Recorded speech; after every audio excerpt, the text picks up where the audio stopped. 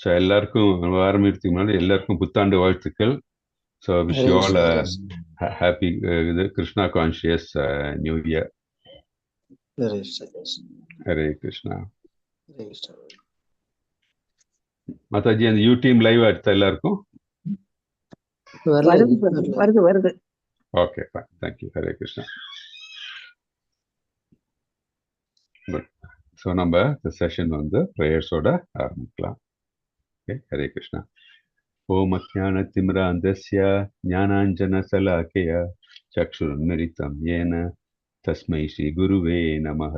श्रीचैतन्यमनोभीष्टं स्थापितं येन भूतले स्वयं रूपकथामह्य कथाति स्वपदान्तिकं. हे कृष्णकरुणा सिन्धु दीनबन्धो जगत्पते गोपेश गोपिका कान्ता राधा कान्त नमस्तुते. तप्तकाञ्चन गौराङ्गी राधे वृन्दावनेश्वरी वृषभानुसुते देवी प्रणमामि हरिप्रिये. वाञ्छाकल्पतरुभ्यश्च कृपा सिन्धुभ्य एव च पतितानां पावनेभ्यो वैष्णवेभ्यो नमो नमः. नमो विष्णुपदाय कृष्णप्रस्थाय भूतले श्रीमते भक्तिवेदान्तस्वामिन् इति नामिने. नमस्ते सरस्वती देवे गौरवाणी प्रचारिणी निर्विशेष शून्यवादी पाश्चात्य देशतारिणी. श्री कृष्ण चैतन्य प्रभु नित्यानंदा श्री अद्वैत गदाधर श्रीवासादि गौर भक्त वृंदा. हरे कृष्णा कृष्ण कृष्णा हरे हरे, हरे राम राम राम हरे हरे. हरे कृष्णा कृष्ण कृष्णा हरे हरे, हरे राम राम राम हरे हरे. हरे कृष्णा कृष्ण कृष्णा हरे हरे, हरे राम राम राम हरे हरे. ஹரே கிருஷ்ணா. எல்லாருக்கும் ஹரே கிருஷ்ணா. Welcome again. நம்ம வந்து இன்னைக்கு சாப்டர் 1 செகண்ட் பார்ட் நம்ம இன்னைக்கு பார்க்க போறோம். ஓகே, ஸோ நம்ம போன செஷன்ல என்னெல்லாம் பார்த்தோம்னு யாருக்கு கொஞ்சம் குயிக்கா சம்மப் பண்ண முடியுமா? சம்மரைஸ் பண்ணுங்களேன், பார்க்கலாம்.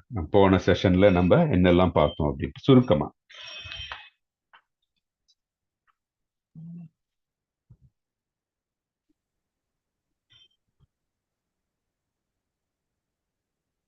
யாருக்கு சொல்ல முடியும்? ஹரே கிருஷ்ணா பிரபுஜி. சொல்லுங்க பிரபுஜி. குருஷேத்திர யுத்தத்துக்கு தயாரா இருந்தாங்க.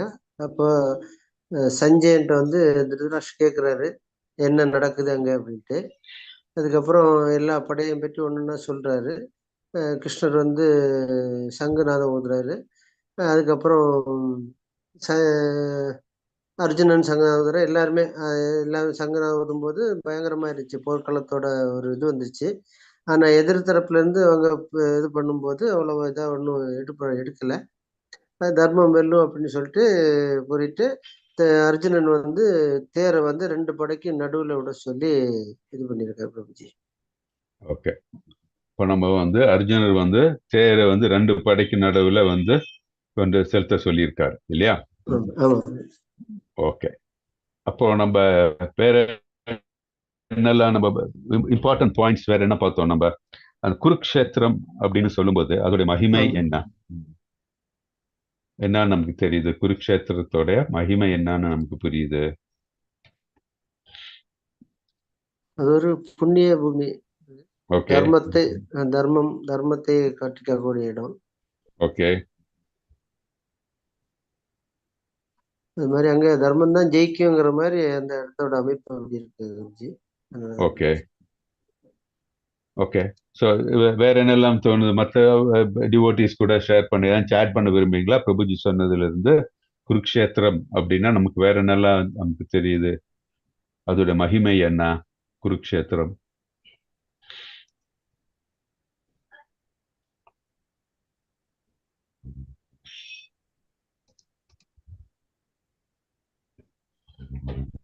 ஆட் பண்ண விரும்புறீங்களா மாதாஜிஸ்?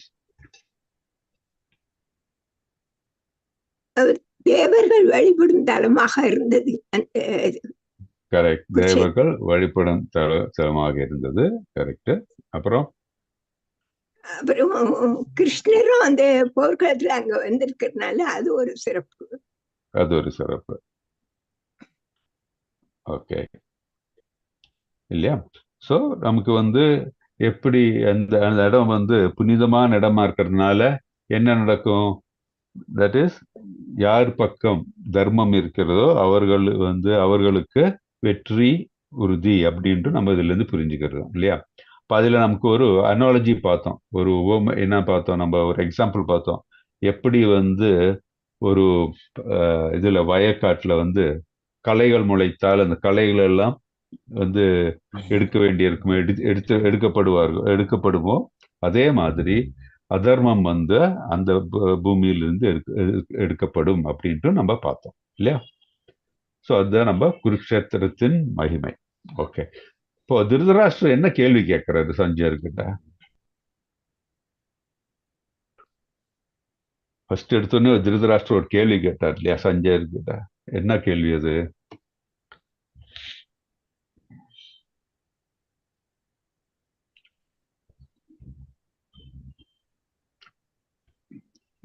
ஜஸ்ட் நம்ம தெரிஞ்சது நம்ம வந்து என்ன இது, இப்போ உங்களுக்கு என்ன புரிஞ்சிருக்கா சொல்லுங்களேன். என்ன கேள்வி கேட்கிறாரு திருதராஷ்டிரர் சஞ்சயன் கிட்ட? படை இல்ல யார் யார் நிக்கிறாங்க, எப்படி எப்படி நிக்கிறாங்க அப்படின்னு கேட்டாங்க. அப்படியா? ஓகே, வேற ஏதாச்சும் ஆட் பண்ண விரும்புறீங்களா மற்ற டிவோட்டிஸ்? அங்க அங்க பாண்டவர்களும் கௌரவங்களும் அந்த போர்க்களத்துல கூடி இருக்கிறவங்க இப்ப என்ன செய்யறாங்க, என்னுடைய குழந்தைங்கள் என்ன செய்து கொண்டிருக்காங்க அப்படின்னு கேட்கிறாரு. ஏன்னா அவரை அப்படி கேட்டுக்க கூடாது, ஏன்னா பாண்டவர்களும் அவருடைய தம்பி குழந்தைங்க தான், அதனால அப்படி கேட்டிருக்க கூடாது. இது என்னுடைய குழந்தைகள் எப்படி என்ன செய்து கொண்டிருக்கின்றனர் மாமகா அப்படின்னு கேட்டார். Very good. ஸோ இல்லையா, அந்த இடத்துல வந்து நமக்கு தெரியும், போர்க்களத்துக்கு போனா போர் புரிய வேண்டியதுதான் இல்லையா, அதுதானே போறாங்க அங்க. அங்க போய் வேற எதுவும் பண்ண மாட்டாங்க இல்லையா? ஆனா வந்து அவர் கேட்கிறார் திருதராஷ்டிரர், அவங்க என்ன செய்யறாங்க, எதனால அது கேட்டார் அவரு? ஒண்ணு, அவருக்கு மனசுல ஒரு கொஞ்சம் பயமும் இருக்கு, ஆனா வந்து அந்த போர் அவருக்கு தேவை. ஏன்னா பாண்டவர்கள் வந்து இது நன்மையுடையவர்கள். ஸோ அந்த இடத்துலயே கடைசி தருணத்துல கூட போர் வந்து அவங்க அவாய்ட் பண்ணக்கூடாது. ஏன்னா போர்ல வந்து இவங்க ஜெயிச்சா, துரியோதனன் கௌரவர்கள் ஜெயிச்சா தான் வந்து அவங்களுக்கு அந்த பூமியை எடுக்க முடியும் இல்லையா? தட் இஸ், அந்த ராஜ்யத்தை கைப்பற்ற முடியும். ஸோ அதனால வந்து அவர் அந்த கேள்வியே கேட்கிறாரு அவரு. ஓகே, ஸோ அது நம்ம பார்த்தோம். அப்புறம் நம்ம என்னெல்லாம் பார்த்தோம்? அவர் வந்து துரியோதனர் வந்து ஒரு நல்ல கை தேர்ந்த ஒரு டிப்ளமேட் இல்லையா, ஒரு அரசியல்வாதியோட தன்மை அவருக்கு இருக்கிறது. முதல்ல வந்து துரோணாச்சாரியார்கிட்ட ஞாபகப்படுத்துறாரு இல்லையா? தட் இஸ், திருஷ்டத்யும்னன் வந்து யாரு? திருஷ்டத்யும்னன் யாரு?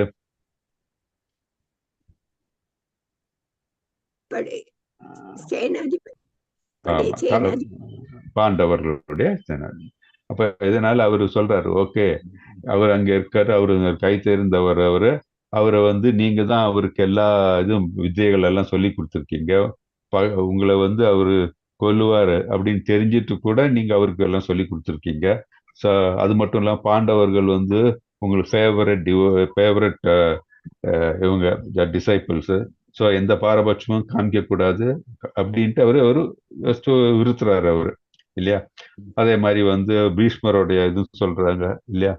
பீஷ்மர் வந்து பீஷ்மர்கிட்டையும், ஆனா அவர் மனசுல வந்து துரோணரும் பீஷ்மாச்சாரியர் எல்லாம் வந்து பாண்டவர்களுக்கு கௌரவர்களோடு தான் இருப்பாங்க அப்படின்னு அவருக்கு தெரியும். எப்படின்னா, இந்த திரௌபதியோடைய துகில் இது பண்ற டைம்ல வந்து அவர்கள் மௌனம் சாதித்து அவர்கள் அந்த டைம்ல எதிர்க்கவில்லை.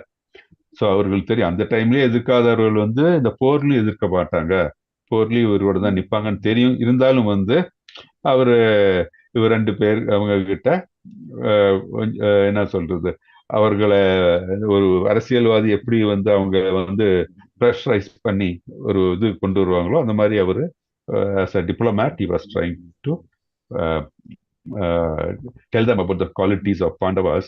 And then அவங்க வந்து போரில் கௌரவர்களுடைய துணைக்க வேண்டும் அப்படின்ட்டு அவரு உறுத்துறாரு அவங்களுடைய ரெஸ்பான்சிபிலிட்டி அப்படின்னு சொல்றாரு. அப்புறம் வேற என்ன பார்த்தோம் நம்ம, தட் இஸ் அந்த ரெண்டு சேனைக்கு இடையில வந்து இந்த மாதிரி யாரெல்லாம் பாண்டவர்கள் சேனையில இருக்காங்க, ரதி இல்ல மகாரதிகள் எல்லாம் இருந்தாங்க, அதெல்லாம் சொல்றாங்க, பேரெல்லாம் சொல்றாங்க. அதே மாதிரி ஒரு இங்கேயும் நமக்கு பீஷ்மர் இருக்காரு. பீஷ்மர் வந்து பீமனை விட வந்து சக்தி வாய்ந்தவர். ஸோ அதனால வந்து நம்ம ஒன்றும் வரி பண்ணிக்க வேணாம் அப்படின்ட்டு அவர் சொல்லிட்டு இருக்காரு. ஆனா மனதுல வந்து கண்டிப்பா தெரியும். ஏன்னா துரியோதனுக்கு தெரியும், துரியோதனுடைய வீழ்ச்சி வந்து பீமன்ல இருந்தா நடக்கும் அப்படின்ட்டு அதுவும் தெரியும் அவருக்கு. ஸோ வெளியே வந்து அவரு வந்து இந்த வெற்றி கிடைக்கும் அப்படின்ட்டு நினைத்தாலும் மனதுக்குள்ள வந்து அவருக்கு பயம் இருக்கத்தான் செய்தது. அப்புறம் நம்ம இது பார்த்தோம் இல்லையா, தட் இஸ் பாண்டவர்களுடைய படைபலம் பார்த்தோம் இல்லையா. அது எவ்வளோ அக்ஷோகினி எழுதி வச்சிருக்கீங்களா யாராச்சும்? பாண்டவர்களுக்கு எவ்வளவு அக்ஷோகினி, கௌரவர்களுக்கு எவ்வளவு அக்ஷோகினி பாத்தீங்களா? நோட் பண்ணி வச்சிருக்கீங்களா யாராச்சும்? நம்ம இன்னைக்கு எக்ஸ்பிளைன் பண்ணோம் இல்லையா, ஒரு அக்ஷோகினா எவ்வளோ? அது 21,870 ரதங்கள், 21,870 யானைகள், 65,610 குதிரைகள், 1,09,350 காலாட்படைகள். இதெல்லாம் சேர்த்தா தான் ஒரு அக்ஷோகினி அப்படின்னு சொன்னோம். ஸோ பாண்டவர்களுக்கு எவ்வளவு அக்ஷோகினி இருந்தது? 7 அக்ஷோகினி தான் இருந்தது. கௌரவர்களுக்கு 11. ஸோ படைபலம்னு பார்த்தீங்கன்னா எண்ணிக்கையில வந்து கௌரவர்களுக்கு ஜாஸ்தி அப்படின்ட்டு நம்ம பார்த்தோம். ஸோ இதெல்லாம் நீங்க எழுதி வச்சுக்கிறது உங்களுக்கு இதா இருக்கும். தட் இஸ் உங்களுக்கு ரெஃபரன்ஸ் பண்ணும்போது உங்களுக்கு இதெல்லாம் ஒரு அடிஷ்னல் இன்ஃபர்மேஷனா இருக்கும், உங்களுக்கு தெரிஞ்சு வச்சுக்கிறது நல்லது. ஓகே.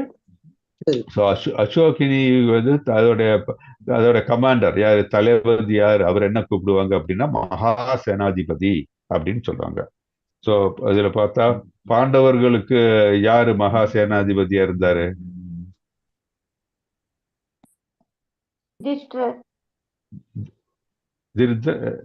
இல்ல, யுதிஷ்டர் வந்து படையில சேனாபதி. யாரு மாதாஜி?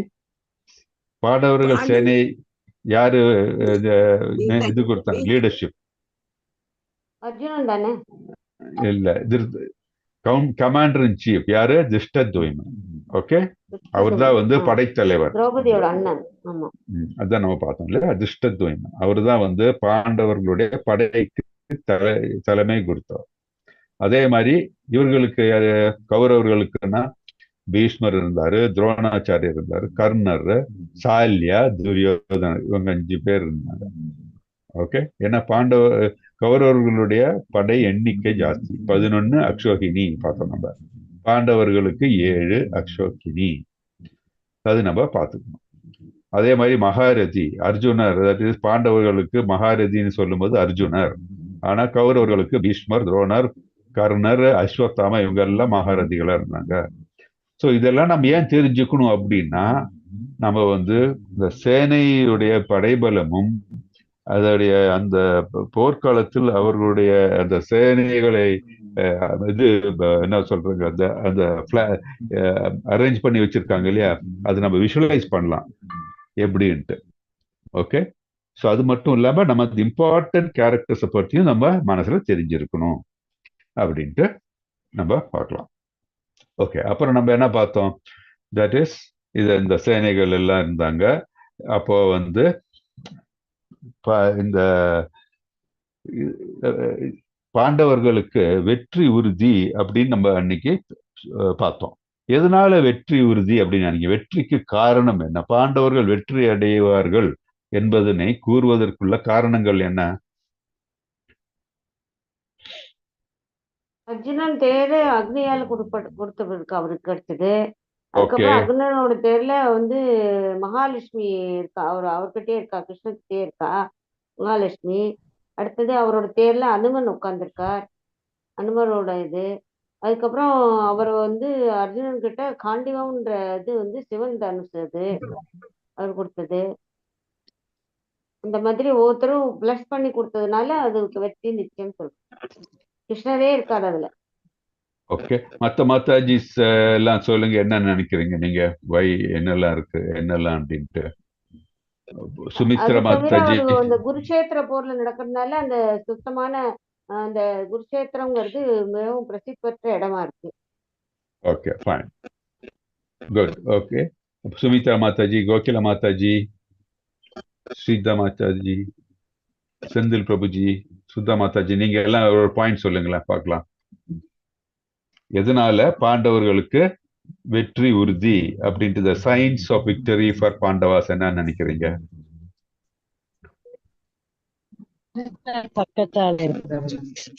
சொல்லுங்க மாதாஜி. கிளியர் இல்ல?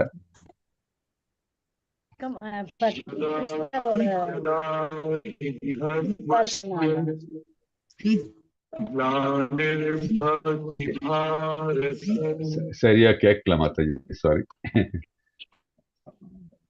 ஓகே, சோ சொல்லுங்க மாதாஜி. கிருஷ்ணர் கூட இருக்கிறது ஃபர்ஸ்ட் ரீசன். கரெக்ட், கிருஷ்ணர் கூட இருக்கிறது ஃபர்ஸ்ட் ரீசன். ஓகே, இன்னொன்னு அந்த குருஷேத்திரம் தர்மத்தை மட்டுமே அங்க இது பண்றதுனால அவங்க வெல்றதுக்கான வாய்ப்புகள் அதிகம். கரெக்ட், அது ஒரு பாயிண்ட். அந்த மாதாஜி சொன்ன மாதிரி அந்த கொடி அனுமன், அக்னியோட கொடி அனுமன் இருக்கிறது, மகாலட்சுமியோட அருள். ஓகே, இதனால அவங்க ஜெயிப்பாங்க. ஓகே, இவங்க தர்மத்தை மட்டுமே கடைபிடிக்கிறாங்க பாண்டவர். Okay, okay. ஸோ இந்த பாயிண்ட்ஸ் எல்லாம் நம்ம ஒரு கோர்வையா நம்ம மனசுல எப்பவும் வச்சுட்டு இருக்கோம். ஏன் பாண்டவர்களுக்கு வெற்றி உறுதி என வெற்றி உறுதி அப்படின்னு நம்ம நினைக்கிறதுக்கு காரணங்கள் நம்ம நோட் பண்ணி வைக்கணும். எப்படின்னா நான் இப்போ ஷேர் பண்றேன். So you can also see that. Okay, so இந்த மாதிரி பாயிண்ட்ஸ் எல்லாம் இருக்கும்போது நம்ம ஒன்று அப்படியே நோட் பண்ணி வைக்கும்போது நமக்கு என்ன ஆகும்னா ரிகலெக்ட் பண்ண முடியும். ஓகே, எல்லாரும் எப்போ கிளாஸ்க்கு வரும்போது முடிஞ்சா எல்லாரும் ஒரு நோட் புக் ஒரு பேனா இருந்ததுன்னா என்ன ஆகும்னா நமக்கு ஈஸியா இந்த பாயிண்ட்ஸ் ஏதாச்சும் சொல்லும்போது நம்ம நோட் பண்ணி வச்சுக்கலாம். Because this are all important points. So ஒன்று மாதாஜி நீங்க எல்லாரும் சொன்ன மாதிரி ஒன்று கிருஷ்ணாஸ் பர்சனல் பர்சன். கிருஷ்ணரே அங்கே இருக்காரு. கிருஷ்ணர் அங்கே இருக்கும்போது என்ன ஆகும்? கண்டிப்பாக அந்த இடத்துல நன்மை வெற்றி உறுதி இல்லையா? அது ஒன்று. அப்புறம் என்ன, ரெண்டாவது கிருஷ்ணர் எங்க இருக்காரோ அங்கதான் லக்ஷ்மி இருப்பாங்க. That is goddess of fortune. So அது டெஃபினட்டா அதுவும் ஒரு பாசிட்டிவ் பாயிண்ட். அப்புறம் எங்க நடக்குது இந்த போர்? குருக்ஷேத்திரத்துல. அது நம்ம பார்த்தோம். அது புனிதமான இடம். அப்புறம் அனுமான்ஜி எங்க இருக்காரு? அர்ஜுனருடைய அந்த கொடியிலே இருக்காரு. ஸோ நமக்கு தெரியும் ராமர் கூடயே அர்ஜுனர் இருக்கும் பொழுது அது ஒரு வெற்றியின் அடையாளம் தான் அப்படின்னு நமக்கு தெரியும் ராமாயணத்திலிருந்து. ஸோ இங்கேயும் கொடியில் அனுமான்ஜி இருக்காரு. ஸோ கண்டிப்பாக வெற்றி நிச்சயம் அப்படின்ட்டு தெரிஞ்சு கொள்ளலாம். அப்புறம் இம்பார்ட்டன்ட் பாயிண்ட் நம்ம சொல்லும் போது விட்டு போனது என்னன்னா அந்த கான்ஷியல்ஸ் இல்லையா, சங்குகள். அந்த சங்கின் முழக்கம் நம்ம பார்த்தோம். பாண்டவர்களுடைய கௌரவர்களுடைய சங்கு முழங்கும் போது அதன் ஒலி கர்ஜனை மாதிரி இருந்தால் கூட பாண்டவர்களிடம் எந்த விதமான எஃபெக்டும் ஒன்றும் வரல. ஆனால் பாண்டவர்களுடைய அந்த சங்கு முழங்கும் போது கிருஷ்ணருடைய சங்கு, அதே மாதிரி நம்ம அர்ஜுனருடைய சங்கு, யுதிஷ்டருடைய சங்கு, அப்புறம் பீமன், நகுலன், சகாதேவன் இவங்களுடைய சங்கு முழங்கும் போது எதிர்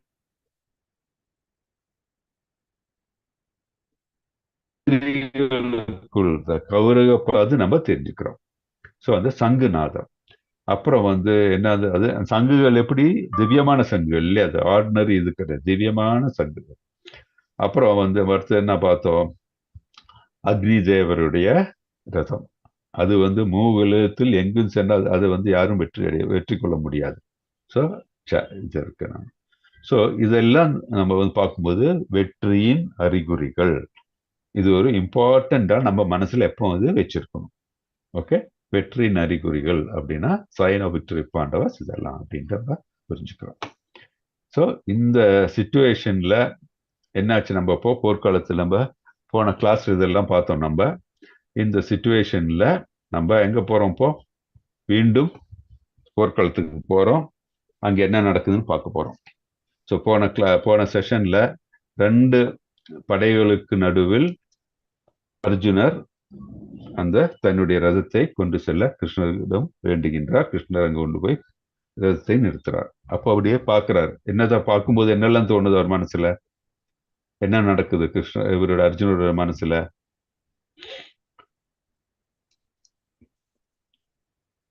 ஆச்சாரியர் உறவினர்கள் எல்லாரும் இருக்காங்களே, இவங்களை எல்லாம் கொல்ல போறோமே, எல்லாம் இறந்ததுக்கு அப்புறம் அந்த அரசாட்சியால் நமக்கு என்ன இன்பம் வந்திருக்குதுன்னு ஒரு மனசுல ஒரு குழப்பம் வந்துச்சு. கரெக்ட் இல்லையா? எல்லாரையும் பாக்குறாரு. முதல்ல அங்க நிறுத்தின உடனே அவங்க எல்லாரையும் பாக்குறாரு, யாரெல்லாம் அங்க இருக்கா அப்படின்ட்டு பாக்குறாரு. பார்த்த உடனே கண் முன்னாடி யாரெல்லாம் அவருடைய உற்றார் உறவினர்கள், குரு, அவருடைய ஃப்ரெண்ட்ஸ், இவங்க எல்லாம் இருக்காங்க. அப்படி இருக்கும்போது அவர் மனதுல வந்து ஒரு கன்ஃபியூஷன்ஸ் அதெல்லாம் வர ஆரம்பிக்குது. எதனால அந்த கன்ஃபியூஷன்ஸ் வரணும்? அவர் வந்து அர்ஜுனர் ஒரு சாதாரண மனிதனா இல்ல வந்து உன்னத ஆத்மாவா?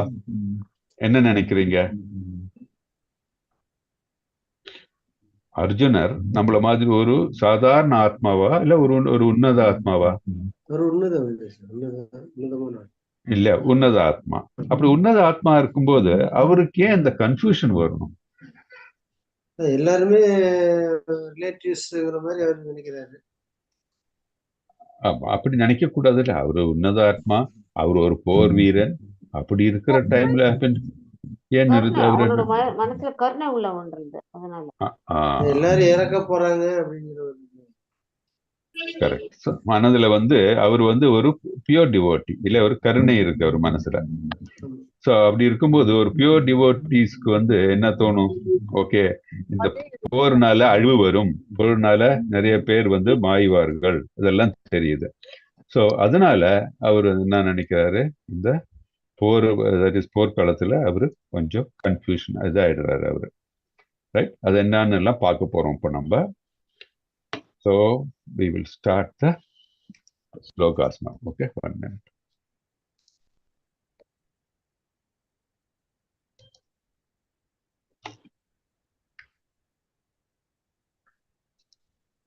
So உங்களுக்கு அந்த இது அப்படியே அந்த விஷுவலைசேஷன் வருதா? இந்த போர்க்காலத்துல என்னெல்லாம் இருக்கு அப்படின்ற எல்லாம் விஷுவலைசேஷன் வருதா? போர்க்காலத்துக்கு எல்லாரும் வந்தாச்சா இல்ல போர்க்காலத்துக்கு வரலையா? நம்ம இன்னும் இங்கேதான் இருக்கோமா? வந்தாச்சு இல்லையா? Okay, fine. ஸோ அவர் ஏன் வந்து போர்க்காலத்துக்கு கொண்டு போறாரு? அவருக்கு யாரெல்லாம் வந்திருக்கா, யாரெல்லாம் துரியோதனை வந்து சப்போர்ட் பண்றா எல்லாம் பார்க்கறதுக்கு வேண்டி வந்துட்டாருங்க. அப்படி ஸோ என்னெல்லாம் அது ஓகே. அதுல வந்து கிருஷ்ணருக்கு வந்து பல பெயர்கள் உண்டல்ல. அதுல ஒண்ணு வந்து அச்சுதா. அச்சுதான்னா என்ன? ஏன் அச்சுதா அப்படின்னு சொல்றாங்க? ஏன் அவரை வந்து அச்சுதா அப்படின்ட்டு குறிப்பிடுகிறாங்க? நம்ம காப்பாற்றுவோம், யாரையும் வந்துட்டு கீழே விடாம காப்பாற்றுவோம். அப்படியா? ஓகே, சொல்லுங்க மாதாஜி. வீழ்ச்சி அடையாதவர் அச்சுதானா? வீழ்ச்சி அடையாத. அவருக்கு வந்து தேர் ஓட்டுனா கூட அவருடைய மகிமை குறையல. அவரு பார்த்து சாரதியா இருந்தாலும் கூட அவருடைய மகிமை குறையல அப்படிங்கிறது. கரெக்ட். அது ஏன் மகிமை குறையறது இல்லை அவருக்கு? என்ன இதனால?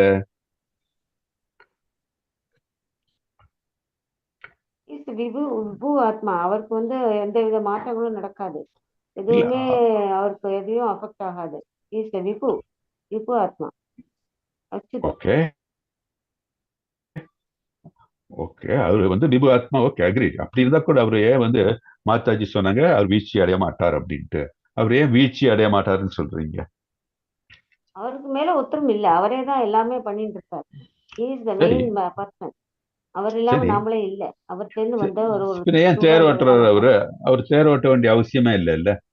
அவர் அவரே கருணையோட அவருக்கு வந்து யார் பக்தர்கள் அவரோட வந்து ரொம்ப பக்தியா அவரே பண்றாரோ அவர் வந்து கிருஷ்ணர் வந்து அவர் காரணமற்ற கருணையினால பண்றாரு.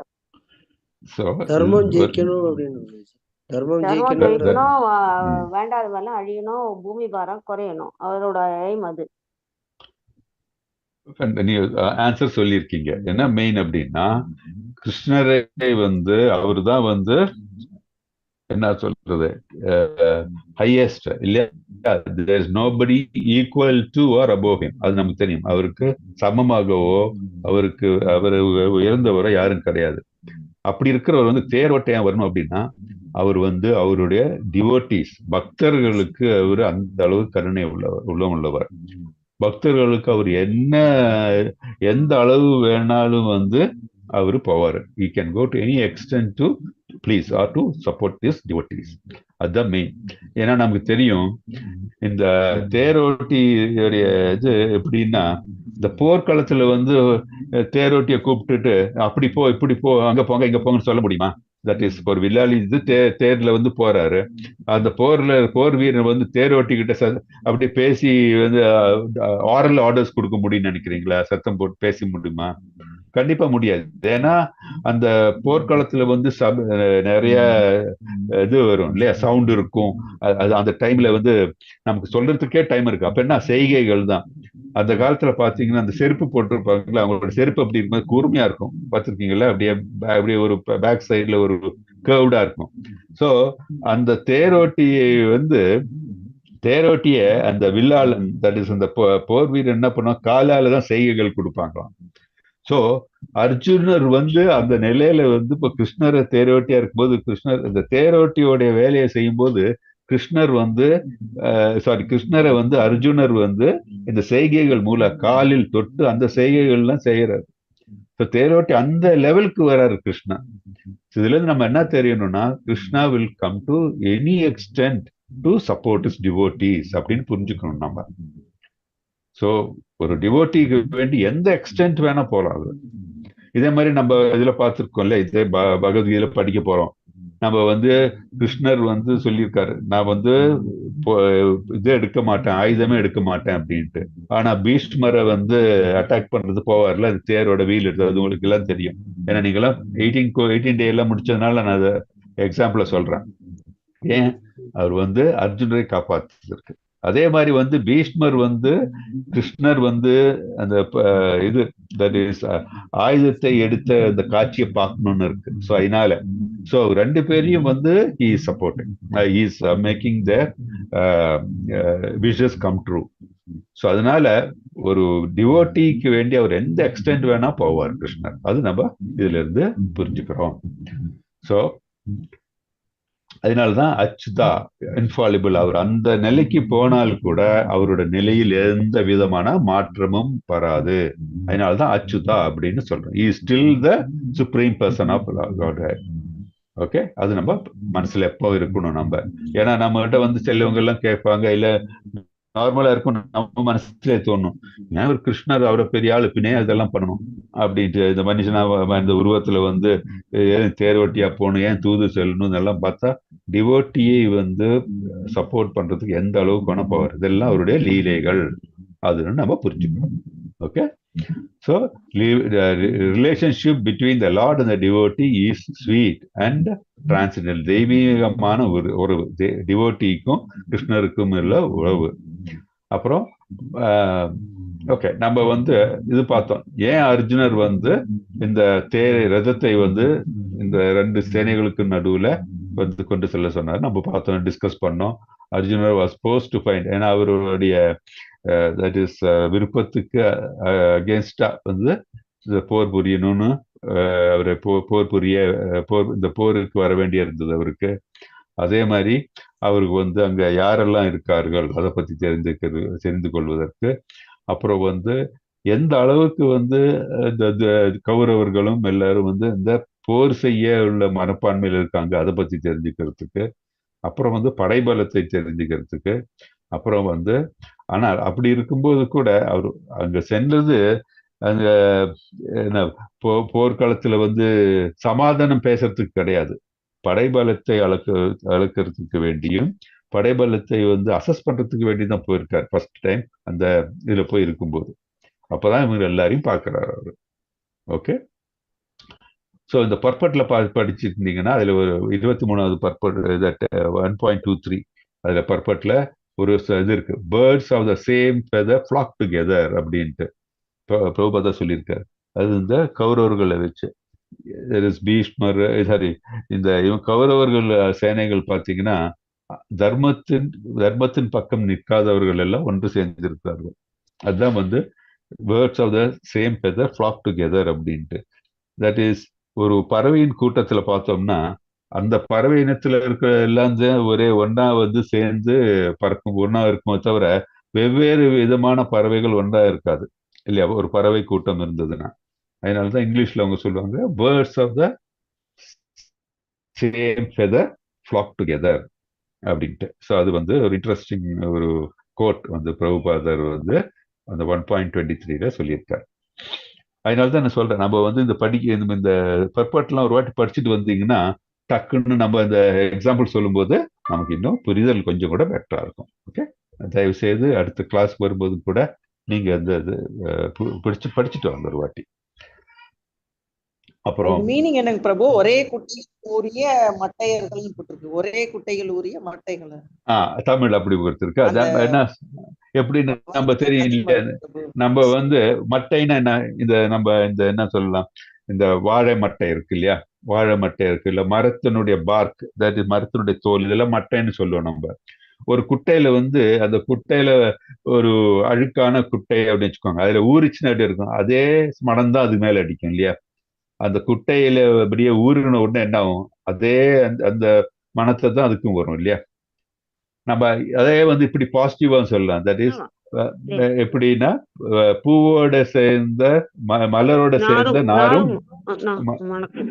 மணக்கும், அது பாசிட்டிவா சொல்லும் போது.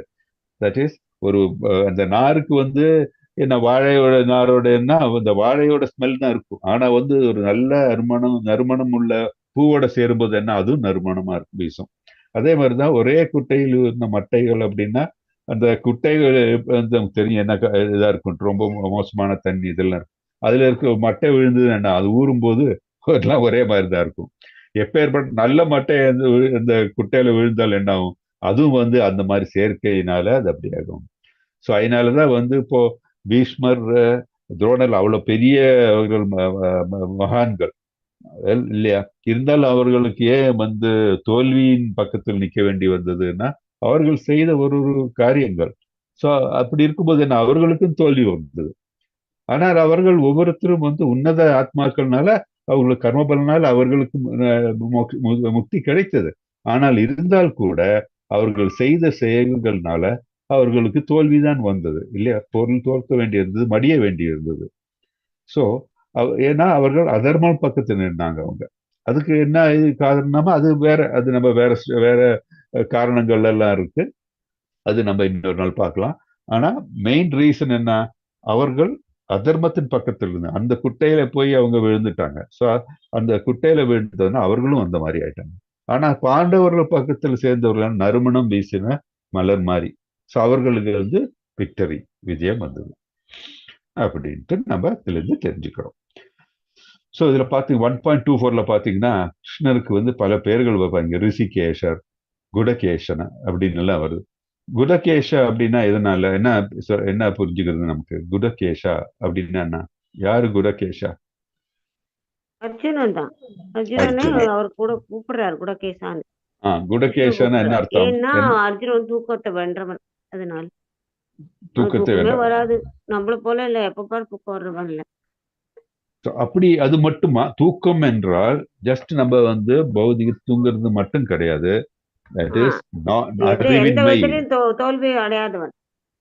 அது மட்டும் இல்ல, அறிவின்மையும் வந்து இக்னரன்ஸையும் நம்ம தூக்கம் சொல்லுவோம், ஸ்லீப் அப்படின்னு சொல்லுவோம். அதனாலதான் அவருக்கு வந்து தூக்கம் போர் இது மட்டும் இல்ல. That is Hare Krishna Prabhuji. சொல்லுங்க பிரபுஜி. இரவுலயும் போர் புரிய தன்மை இருக்கு அவருக்கு. அது உண்டு. அது வந்து பார்த்தோம்னா ஷியர் பௌதிக நிலை. ஆமா, அது பௌதிக நிலை. ஆமா, அது பௌதிக நிலை.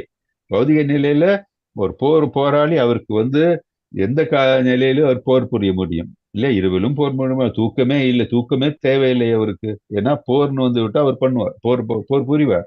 அது அவருடைய திறமை. அது மட்டும் இல்லாமல் இதோட ஹையர் மீனிங் என்னன்னா குடகேசம் வந்து that is who is without ignorance, அறிவின்மை இல்லாதவர். அதுவும் நம்ம சொல்லணும், அதுவும் நம்ம புரிஞ்சுக்கணும். குதகேஷ அப்படின்னா பர்சன் வித்வுட் எனி இக்னரன்ஸ், அதுவும் நம்ம தெரிஞ்சுக்கணும். ஓகே. அண்ட் ரிஷிகேஷன் என்ன? யாரு ரிஷிகேஷர்? பகவான் கிருஷ்ணர். ஓகே, அவரையே நம்ம ரிஷிகேஷன் சொல்றோம். புலன்களுக்கு அதிபதி அவர்தான். ஆமா, தட் இஸ் எல்லாருடைய மனதில் உள்ளது எல்லாம் அவருக்கு தெரியும். எப்படி தெரியும் அவருக்கு? எல்லாமே அவரால் அறிவு. அவர் இஸ் விட்னஸ் மேன். நம்மளோட இதயத்தையே வந்து விட்னஸ் பண்ற ஆள் அவர் தான். கரெக்ட். எப்படி விட்னஸ் பண்றாரு? எல்லாரோட இதயத்தையும் விட்னஸ் பண்றாரு. எப்படி விட்னஸ் பண்றாரு? சாட்சி பறவையாக இருக்கிறார். எப்படி? அவர் சாட்சி பறவையார். அவர் ஆத்மா, அவரோட ஆத்மா தானே நம்மளுக்குள்ளே இருக்கு. அவர் விபு, நம்மளோட சின்ன குட்டி ஒரு இது. அதுல வந்துட்டு அவர் கிருஷ்ணகேஸ்வரா இருந்து நம்மளையே நடத்தி செய்கிறார். அது கரெக்ட். நமக்கு எப்படி தெரியும்? நம்ம வந்து பகவத்கீதையில என்ன பார்த்திருக்கோம்? நம்ம எப்படி நமக்கு வந்து அவர் வந்து நம்மளுக்குள்ள இருக்காருன்னு எப்படி நமக்கு தெரியும்? அவர்கிட்டேருந்து பிரிஞ்ச ஆத்மாக்கள் தானே நம்ம வந்து ஒரு ஜீவாத்மாக்குள்ளே இருக்கார் அவர். அதனாலதான் ஜீவாத்மாக்குள்ள எப்படி இருக்காரு அவரு? என்னவா இருக்காரு?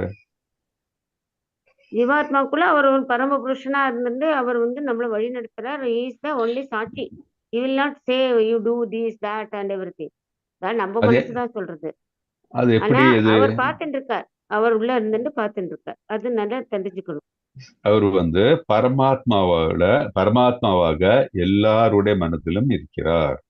எல்லா உயிர் வாழியாலும் சரி, உயிரற்றவையிலும் சரி, பரமாத்மாவாக அவர் எல்லாவற்றிலும் எல்லா உயிரினங்களும் கூட இருக்கிறார். ஓகே, அது புரிஞ்சுக்கணும் நம்ம. அதனால என்ன, அவருக்கு எல்லாரோட மனதும் தெரியும். அவருக்கு நீங்க சொன்ன மாதிரி அவர் விபு, அது கரெக்ட். நம்ம எல்லாம் அணுக்கள் தான், அவரோட தோன்றியவர்கள் தான். ஆனா நம்ம எல்லாம் தோன்றினா கூட நமக்கு எல்லாருக்கும் ஒரு லிமிட்டட் ஃப்ரீடம் இல்லையா? அவர்களுக்கு எல்லா ஜீவாத்மாக்கள் வந்து எப்படி, தட் இஸ் அவர்கள் அந்தந்த ஒவ்வொரு ஜீவாத்மாக்களும் அவங்க அதுக்கு ஒரு ஃப்ரீடம் ஆஃப் இது ஆக்டிவிட்டி உண்டு. லிமிட்டட் ஃப்ரீடம் கொடுத்துருக்காரு அவரு. ஆனால் அது அப்போ ஜீவாத்மாக்கள் நம்ம இதெல்லாம் படிக்க போறோம், டீட்டெயிலா படிப்போம். அது அந்த டைம்ல இன்னும் டீட்டெயிலா பார்க்கலாம். இப்போ நம்ம என்ன தெரிஞ்சுக்கலாம்னா, பரமாத்மாவாக அவர் எல்லாருடைய மனதிலும் இருக்கின்றார். அது நம்ம தெரிஞ்சுக்கணும். பரமாத்மாவாக இருக்கும் பொழுது அவருக்கு எல்லாம் தெரியும். அதுதான் அவரு ரிஷிகேஷா அப்படின்ட்டு எல்லாரோட மனதும் தெரியும். அதே மாதிரி அர்ஜுனோட மனதும் அதனால அவருக்கு நன்றாக தெரியும். என்ன நினைக்கிறார் என்றால் நல்லா தெரியும் அவருக்கு.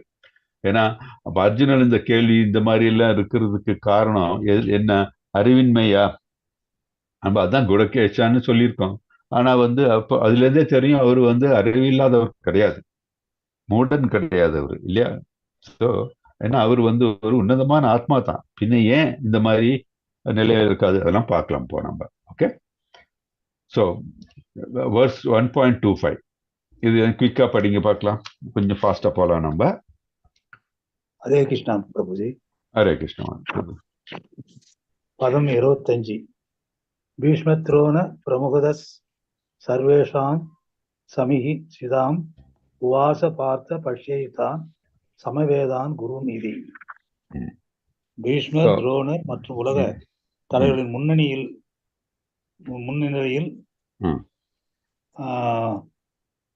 முன்னிலையில் பார்த்தா இங்கு கூடியிருக்கும் குரு வம்சனரை பார் என்று பகவான் கூறினார்.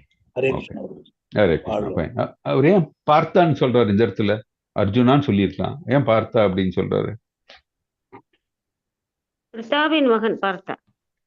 கரெக்ட். அது ஏன் அவர் கரெக்ட், அது ஏன் பிரித்தாவின் மகனே பார்த்தான்னு கூப்பிடணும்? அது அர்ஜுனான்னு பேர் இருக்குல்ல, அப்படியே கூப்பிட்டுருக்கலாமே. பிரித்தாவின் மகன்னா அவன் வந்து அந்த ரிலேட்டிவ்ஸ் எல்லாம் சொல்றான்ல, அதனால பாத்துக்கோங்கிறதுக்காக சொல்லுவாங்க. ரிலேட்டிவ்ஸ் எல்லாம் இருக்காங்க. நம்ம வந்து இந்த பகவத்கீதை படிக்கும்போது ஒவ்வொரு ஸ்லோகத்திலையும் நம்மள அந்த அட்ரஸ் பண்றாங்க இல்லையா, தட் இஸ் அவங்களை வந்து கூப்பிடுற அந்த பேர் இருக்கு இல்லையா, அதெல்லாம் நம்ம ஏன் அப்படின்ட்டு அந்த இது தெரிஞ்சுக்கணும் நம்ம. ஓகே, இதே நான் பார்த்தா அப்படின்னு சொல்றதுக்கு காரணம் என்னன்னா, அவர் பிருதுவின் மகனே. பிருது மகனேன்னா என்ன? இவருடைய யாரு அது? பிருது அப்படின்னா யார் அது ஆக்சுவலி? குந்தி யாரு? குந்தி தேவி யாரு? குந்தி தேவி அவருக்கு அத்தை, கிருஷ்ணருக்கு அத்தை. ஆமா, அதனாலதான் சொல்றாரு கிருஷ்ணரோட அத்தை, தங்கை. ஆமா. அப்போ சொல்றாரு அதனால இவருக்கு தேரோட்டியா வர்றதுக்கு காரணமும் ஒன்னாவது ரீசன்ஸ் அதுதான் இல்லையா? அப்பேற்பட்ட ஃபேமிலியில இருந்து வந்தவரு, அந்த அந்த டிசெண்டா இருந்தவரு நீங்க இல்லையா? அந்த ஃபேமிலில இருந்து வந்தவர் நீ, நீ அந்த ஃபேமிலில இருந்து வந்திருக்க. ஸோ உனக்கு எல்லாம் வந்து தெரிஞ்சிருக்கணும், உனக்கு எல்லாம் புரிஞ்சிருக்கணும். ஓகே, அதனாலதான் நான் உனக்கு தேரோட்டியா வந்திருக்கேன். நான் எல்லாருக்கும் தேரோட்டியா போக மாட்டேன் இல்லையா? உங்ககிட்ட தேரோட்டியா வர்றதுக்கு காரணம் என்ன? நீ அந்த நல்ல குடும்பத்திலிருந்து வந்திருக்க, குலத்திலிருந்து வந்திருக்க நீ. ஸோ அதை வந்து ஞாபகப்படுத்துறாரு அவரு, அவருடைய குலமகிமையை ஞாபகப்படுத்துறாரு. அதனால்தான் பார்த்தா அப்படின்னு அவர் சொல்றாரு. ஸோ இதெல்லாம் நம்ம ஒவ்வொரு ஸ்லோகத்திலயும் அந்த பேர் வருது இல்லையா, அது நம்ம புரிஞ்சுக்கணும் எதனால. ஏன்னா அதுலயும் அர்த்தம் இருக்கு. ஓகே, இங்க வந்து குலமகிமையே சொல்றாரு பார்த்தா அப்படின்ட்டு. என்ன சொல்றாரு? எல்லா கௌரவர்களும் இங்கு, எல்லா குரு குரு குரு வம்சத்தில் உள்ளவர்களும் இங்கு இருக்கிறார்கள் அப்படின்ட்டு சொல்றாரு. சோ பாண்டவர்களும் குரு வம்சம் தானே, கௌரவர்களும் குரு வம்சம் தான் இல்லையா? சோ இங்க வந்து அவரு அதை வந்து மறைமுகமா சொல்றாரு. குரு வம்சத்துல இருக்கவங்க எல்லாரும் இருக்காங்க, ஆனா இந்த பக்கம் பாத்தீங்கன்னா கௌரவர்கள், இந்த பக்கம் இருக்கிறது யாரு? பாண்டவர்கள் அப்படின்ட்டு அவர் சொல்றாரு. ஓகே, அடுத்தது. ஹரே கிருஷ்ண. ஹரே கிருஷ்ண. தத்ரா பஷ்யத் ஸ்திதிதான் பார்த்த பித்ருன் அத பிதாமகான் ஆச்சாரியான் மாதுலான் பிராத்ருன் புத்ரான் பௌத்ரான் சஹீம்ச ததா ஸ்வசூரான் சுஹ்ருஷ்தா சைவ சேனையோர் உபயோர் அபி. ஓகே, போர்க்களத்தில் இருதரப்பு சேனைகள் நடுவே நின்றபடி தந்தைமார்கள், பாட்டனார்கள், ஆச்சாரியார்கள், மாமன்கள், சகோதரர்கள், மகன்கள், பேரன்கள், நண்பர்கள், மாமனார்கள் மற்றும் பல நலன் விரும்பிகளும் கூடியிருப்பதை அர்ஜுனனால் பார்க்க முடிந்தது. ஓகே, ஸோ அவர் எல்லாரையும் பார்க்கிறார் இல்லையா? நம்ம பார்த்த மாதிரி அவருடைய உற்றார் உறவினர்கள், ஃப்ரெண்ட்ஸ் எல்லாரையும் வந்து பார்க்கிறாரு அவர். ஓகே, அடுத்தது 27 படிங்க. ஹரே கிருஷ்ண. தான் சமீக்ஷய ச கௌந்தேய சர்வான் பந்தூன் அவஸ்திதான் கிருபையா பரயாவிஷ்டோ விஷீதன் நிதம் அப்ரவீத். குந்தி மகனான அர்ஜுனன் பலதரப்பட்ட நண்பர்களையும் உறவினர்களையும் பார்வையிட்ட போது கருணையில் மூழ்கி இவ்வாறு கூறினான். ஓகே, என்ன கூறினார் அப்படின்ட்டு பார்க்கலாம் நம்ம. ஓகே, ஸோ இதுல நம்ம என்னன்னு பார்த்தோம்னா, இது வரைக்கும் செக்ஷன் ஏல வந்து போர்க்காலத்துல வந்து 2 படைகளும் வந்து 2 சேனைகளும் வந்து அங்க அசம்பிள் ஆயிருக்கு. அவர் எல்லாரையும் பார்க்கறாங்க இல்லையா? இவரு தட் இஸ் இந்த துரியோதன் முதல்ல வந்து தட் இஸ் பீஷ்மர்கிட்டையும் துரோணராஜாகிட்ட எல்லாம் பேசுறாரு பாண்டவர் படைபலத்தை பத்தி. அப்புறம் அர்ஜுன தேரை வந்து 2 படைகளுக்கு நடுவில் நிறுத்தி கொண்டு எல்லாரையும் பார்க்கிறாரு. ஓகே, அது ஒரு செக்ஷன் ஏ முடிஞ்சது. இப்போ நம்ம அடுத்த செக்ஷன் பில பார்க்கிறோம். தட் இஸ் 1.28 to 1.46 வரைக்கும் இருக்க ஸ்லோகத்துல அர்ஜுனனுடைய டவுட்ஸ், அவர் மனதில் வந்து எழுந்த கன்ஃபியூஷன்ஸ் இல்லையா, என்னெல்லாம் கேள்விக்குறிகள் அவர் மனதில் தோன்றின, அர்ஜுன புலம்பல், அவர் என்ன அதனால என்னெல்லாம் அவர் மனதில் வந்து அது புலம்பினார் அப்படின்னு அதுவும் நம்ம பார்க்க போறோம் இப்போ. ஓகே, ஹரே கிருஷ்ணா பிரபுஜி. ஹரே கிருஷ்ணா. ஸோ இதுல வந்து ஓகே, இதுல வந்து நம்ம 28 to 30 வரைக்கும் இருக்க ஸ்லோகத்துல என்னன்னா நம்ம என்ன பார்க்கிறோம் அப்படின்னு சொன்னோம்னா, அர்ஜுனர் வந்து அவருடைய மனநிலை மட்டும் இல்ல, உடல்ல வந்து அவருக்கு தோன்றிய மாற்றங்கள் எல்லாம் நம்ம பார்க்க போறோம். நம்ம ஒண்ணு தெரியும் நமக்கு, இப்போ நம்ம மனதுல ஒரு பயம் வந்து வச்சுக்கோ, என்ன தோணும் நம்ம மனசுல, என்னெல்லாம் தோணும் நமக்கு இல்ல? எல்லாருக்கும் வந்து திடீர்னு வந்து ஒண்ணு இல்லைன்னா தூக்கத்துல இந்த நம்மளுடைய ட்ரீம்ல கூட பயந்துருக்கோம் இல்லையா? நம்ம எல்லாரும் நடந்திருக்கோம். அது எல்லாரோட வாழ்க்கையிலையும் பாத்தீங்கன்னா, சின்ன பிள்ளை இருக்கலாம், பெரிய வளர்ந்த பிள்ளை இருக்க, எப்பாச்சும் ஒரு டைம்ல பாத்தீங்கன்னா ஒரு பயங்கரமான பீதி வந்திருக்கும், இல்ல நமக்கு வந்து அதிகமான சந்தோஷம் வந்து இருக்கும், அந்த டைம்ல நம்ம மனது எப்படி இருக்கும், நம்ம உடம்பு எப்படி இருக்கும், மாற்றங்கள் வந்து இருக்கும் இல்லையா. நம்ம வந்து அப்படியே ப்ரீதிங் ஃபாஸ்டா இருக்கும், இல்லை நம்ம பயந்துடின்னு எந்திரிப்போம், நம்ம தொண்டை வறண்டு போகும், அந்த மாதிரிலாம் நம்ம ஃபீல் பண்ணியிருக்கீங்களா? ஃபீல் பண்ணாதவங்க யாராச்சும் ஸ்வெட்டிங் வரும். இதை வந்து எல்லாரும் வந்து எக்ஸ்பீரியன்ஸ் பண்ணியிருக்கீங்களா இல்லையா? இல்லையா? ஆமா இல்ல எல்லா மாஸ்டர்ஜி இல்லையா, எல்லாரும் சொல்லுங்க, அப்பதான் நமக்கு இருக்கும். ஓகே, எல்லாரும் எக்ஸ்பீரியன்ஸ் பண்ணியிருக்கோம் இல்லையா. சோ அந்த மாதிரி, ஆமா, சோ அந்த மாதிரி இருக்கிற நிலைமை நம்ம உன்னதமான இந்த எக்ஸ்டசி நிலை வரும் டைம்ல நம்ம பாடியில என்ன ஆகும்னா நமக்கு சில மாற்றங்கள் எல்லாம் தோன்றும். அதுதான் வந்து 28 இருந்து 30 வரைக்கும் விவரிக்கிறாங்க. அது எப்படின்னா, உடல் அங்கம் எதுன்னா நம்ம கை கால்கள் பார்த்தோம்னா என்ன ஆகும், அப்படியே ஷேக்கிங், அப்படியே நம்ம வந்து இந்த ஷிவரிங் வரும் இல்லையா, அது நடக்கும். அதே மாதிரி மவுத் என்ன, தொண்டை அப்படியே வறந்து போகும் இல்லையா, அப்படியே இதாகும். நம்ம கம்ப்ளீட் பாடி என்ன ஆகும், அப்படியே நடுங்கும். அதே மாதிரி நம்ம மயிர் என்ன ஆகும், அப்படியே கூச்சரிக்கும், அப்படியே ஸ்டாண்டிங் ஆன் த எண்ட் அப்படின்னுவாங்க. கையில இப்ப இவருக்கு என்ன ஆச்சு, நம்ம அர்ஜுனர் அவர் கையில வந்து காண்டீவம் வச்சிருக்காரு இல்லையா, அவருடைய இந்த போ, அது என்னாச்சு, அப்படியே கையில இருந்து அப்படியே விழுந்துருது, ஸ்லிப் ஆகுது ஆரம்பிச்சிருது.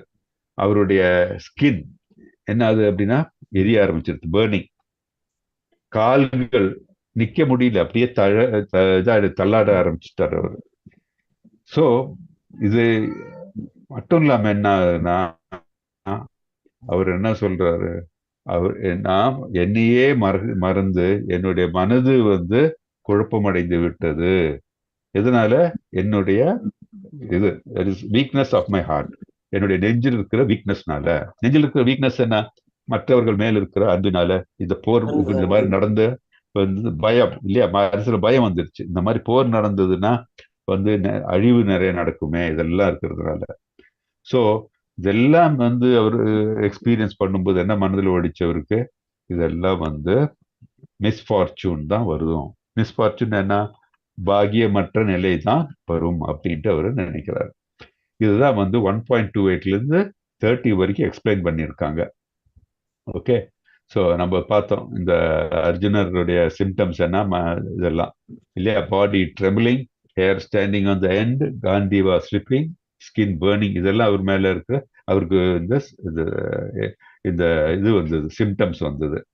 ஸோ இந்த பாடிலி சிம்டம்ஸ் எப்படின்னா, இந்த மாதிரி இருக்கிற அந்த நிலை வந்து நமக்கு உன்னதமான ஆன்மீக நிலை வந்தாலும் இதே மாதிரி வரும். நம்ம சைத்தன்ய சரிதாமிர்த கிளாஸ்ல அட்டென்ட் பண்ணியிருந்தீங்கன்னா நீங்க படிச்சிருப்பீங்க. அதுல சைத்தன்யருடைய நிலையெல்லாம் அந்த ஆன்மீக நிலை உயர்ந்து முற்றி வரும்போதும் இந்த மாதிரி நிலை இருக்கும்.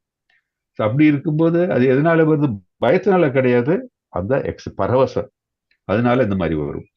அதே மாதிரி மனதுல அடங்காத அந்த பயம், அளவுக்கு அடங்காத பயம் வந்தாலும் இந்த மாதிரி நடக்கும்.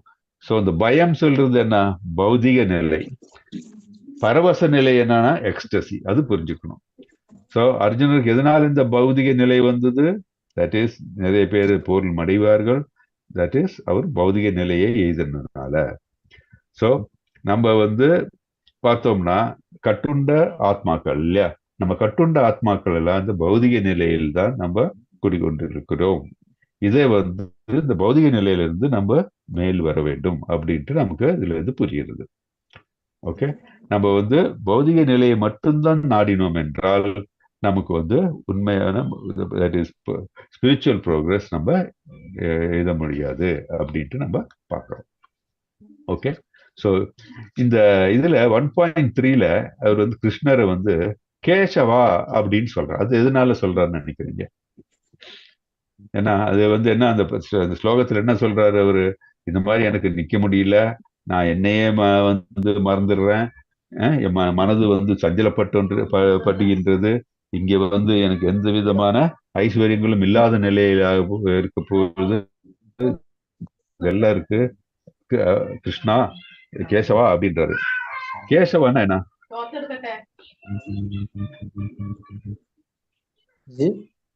கேசவா அப்படின்னா என்ன எதனால?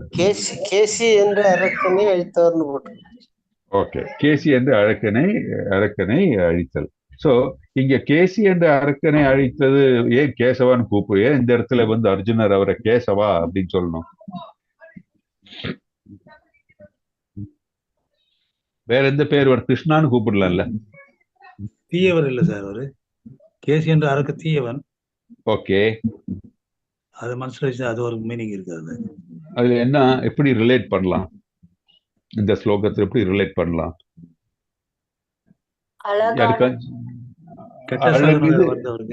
இது கில்லர் இல்லையா? அழகு வரல இல்லையா மாதாஜி? ஏன்னா கில்லர் ஆஃப் த கேசி டமன் இல்லையா? தட் இஸ் கேசி என்ற அரக்கனை அழித்தவனே இல்லையா? அதுதான் கேசவா அப்படின்றாரு. வேற என்ன ரீசன் இருக்கும்? நான் காண்கிறேன். சோ இது எப்படின்னா, இது எப்படின்னு சொல்லலாம்னா, நீ வந்து கிருஷ்ணா வந்து ஒரு அரக்கனை அழித்தாய். அரக்கனை அழிக்கப்பட வேண்டிய ஆள் தான். அரக்கனை அழிக்கிறது ரொம்ப ஈஸி. நானும் அரக்கனை அழிச்சிடுவேன். ஆனால் நீங்க எனக்கு முன்னாடி நிக்கிறது யாரு? என்னுடைய கிராண்ட் ஃபாதர் இருக்காரு, என் தந்தை ஸ்தானத்துல இருக்கிறவங்க இருக்காங்க, என்னுடைய வந்து பிரதர்ஸ் இருக்காங்க இல்லையா, என்னுடைய ஃப்ரெண்ட்ஸ் இருக்காங்க, எனக்கு உற்றார் உறவினர்கள் எல்லாம் நிக்கிறாங்க. சோ இந்த மாதிரி இருக்கிறாள் குருக்கள் இருக்காங்க. நான் எப்படி வந்து அவங்கள கொல்ல முடியும், அழிக்க முடியும்? அவங்களுக்கு அழிவரக்கூடாதே அப்படின்ட்டு அவர் மனதுல தோன்றுது. அதனால்தான் கேசவா அப்படின்றாரு. நீ வந்து அரக்கனை அழிச்சிட்ட, வெரி குட். ஆனா வந்து நான் யாரை அழிக்கணும்? நான் இவங்களெல்லாம் அழிக்கணும் அப்படின்ட்டு அவரு சொல்றாரு அவர். ஓகே, இது நம்ம புரிஞ்சுக்கிறோம் 30ல. அதான் அடுத்த 31லயே அதான் சொல்றாரு இல்லையா? மை டியர் கிருஷ்ணா, எனக்கு இந்த மாதிரி நான் வந்து பார்த்தா இங்க இருந்து அவருக்கு ஒரு இது வருது, நோ என்ஜாய்மெண்ட். நான் வந்து இவர்கள் எல்லாம் கொன்று விட்டால், என்னுடைய உற்றார் உறவினர்கள் தெரிந்தவர்கள் கொன்று விட்டால், அந்த கொன்று விட்டு எனக்கு கிடைக்கக்கூடிய அந்த வெற்றியானதிலிருந்து எனக்கு எந்த விதமான மகிழ்ச்சியும் கிடைக்காது அப்படின்றாரு. சோ இது நோ என்ஜாய்மெண்ட் அப்படின்னு சொல்றாரு அவர். நம்ம 28 பார்த்தோம் இல்லையா? முன்னாடி பார்த்த 28, 29 என்ன பார்த்தோம்? நம்ம அவருக்கு வந்து என்ன பார்க்கிறாரு அவரு? நம்ம என்ன பார்த்தோம்? தட் இஸ் இந்த இதெல்லாம் இல்லையா, இந்த அவருடைய தேகத்தில் தோன்றக்கூடிய மாற்றங்கள் இதெல்லாம் வருது. அது எதனால வந்து சொன்னோம் நம்ம? அவரு வந்து மற்றவர்களுக்கு இந்த பயத்தினால. என்ன பயம்? மற்றவர்கள் மடிவார்களே, இதனால வந்து துக்கம் வருமே அப்படின்ட்டு. So compassion first. இது இந்த என்ன சொல்றது, ஃபர்ஸ்ட் பாயிண்ட். அவருடைய மனதில் இந்த சஞ்சலம் வர்றதுக்கு என்ன? கம்பேஷன். கம்பேஷன்னால ஃபர்ஸ்ட் கன்ஃபியூஷன் இருக்கணும். ஸோ அந்த கம்பேஷன்னால வந்து ஃபர்ஸ்ட் அவரோட கன்ஃபியூஷன். ரெண்டாவது கன்ஃபியூஷன் தான் நம்ம இங்க என்ன சொல்றோம்? No enjoyment. தட் இஸ் எந்த விதமான மகிழ்ச்சியும் தராத இது. போரில் வென்றால் கூட மகிழ்ச்சி கிடைக்காது அப்படின்றாரு. ஓகே, அதுதான் இந்த 32ல 35 வரைக்கும். அதுல என்ன சொல்றாங்க? இதேதான். ஓ கோவிந்தா வாட், தமிழ்ல பண்ணீங்க பிரபுஜி. 32, 35 அந்த இது டிரான்ஸ்லேஷன். கோவிந்தனே, ஆட்சி, மகிழ்ச்சி மற்றும் வாழ்க்கையை கூட யாருக்காக நாம் விரும்புகிறோமோ அவர்கள் இப்போர்க்களத்தில் அணிவகுத்திருக்க அவற்றை அடைவதால் என்ன பலன் வரப்போகின்றது? மதுசூதனரே, ஆச்சாரியர்கள், தந்தையர், பிள்ளைகள், பாட்டனார்கள், மாமன்கள், மாமனார்கள், பேரன்கள், மைத்துனர்கள் மற்றும் இதர உறவினர்கள் அனைவரும் தங்கள் வாழ்வையும் செல்வத்தையும் இழக்க தயாராக என் முன் நின்றிருக்க அவர்கள் என்னை கொல்லாம் என்ற பட்சத்திலும் நான் ஏன் அவர்களை கொல்ல விரும்ப வேண்டும்? உயிர்களை எல்லாம் காப்பவரே, இந்த பூமி ஒருபுறம் இருக்கட்டும், மூவுலகம் கிடைப்பதாயினும் நான் இவர்களுடன் போர் செய்ய தயாராக இல்லை.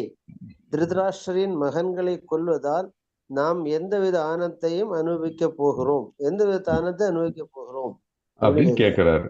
ஆமா. சோ ஃபர்ஸ்ட் வந்து கோவிந்தா அப்படின்னு சொல்றாரு.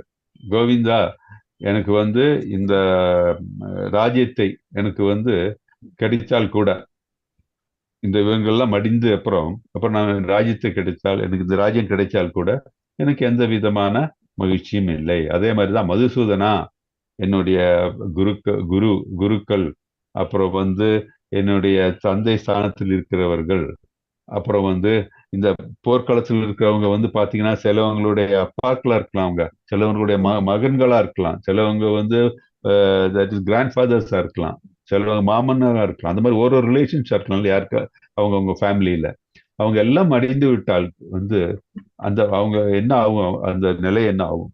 நான் அவங்கள வந்து அவர்கள் போரில் மடிந்தால்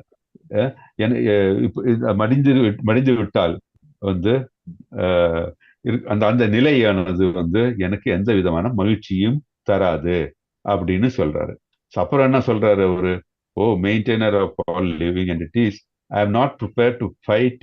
இவங்க இவங்க இவர்களுக்கு அகேன்ஸ்டாக வந்து நான் வந்து இந்த போர் புரியறதுக்கு நான் தயாராக இல்லை. எனக்கு இந்த உலகம் கிடைத்தாலும் எனக்கு அவங்களிடம் போரிட தயாராக இல்ல மனநிலை எனக்கு இல்லை. ஓகே, எனக்கு இதனால எந்த விதமான மகிழ்ச்சியும் கிடைக்காது அப்படின்ட்டு அவரு சொல்றாரு. சோ இதுலயும் பாத்தீங்கன்னா கோவிந்தான் சொல்றாரு. கோவிந்தான்னு என்ன? கடவுளுடைய பேர் கோவிந்தர் அப்படின்னா எல்லாருக்கும் மகிழ்ச்சி அளிப்போம், எல்லாத்தையும் செல்வம் அளிப்போம் வரவர். இல்ல, கோவிந்தா என்ன? பசுக்களுக்கு மகிழ்ச்சி தலைவன், பசுக்களின் தலைவன். ஆனா அவருக்கு எல்லாருக்கும் எல்லா பொருள்களையும் திருப்தி செய்பவர் அவர்தான் கோவிந்தர், எல்லாரையும் காப்பாற்றுவர், பசுக்களுக்கு காப்பாற்று. அது மாதிரி எல்லாரையும் காப்பாற்றுவனே இவர்கள் எல்லாம் மடிவார்களே அப்படின்னு சொல்றாரு. அதான் கோவிந்தான் யூஸ் பண்றாரு அந்த பேரு. மதுசூதனா அதுதான், மது என்ற அரக்கனை இல்லையா வதிக்கிறதுனால. ஸோ அவருக்கு ஈஸி, அரக்கனை வதிக்கிறது ரொம்ப ஈஸி.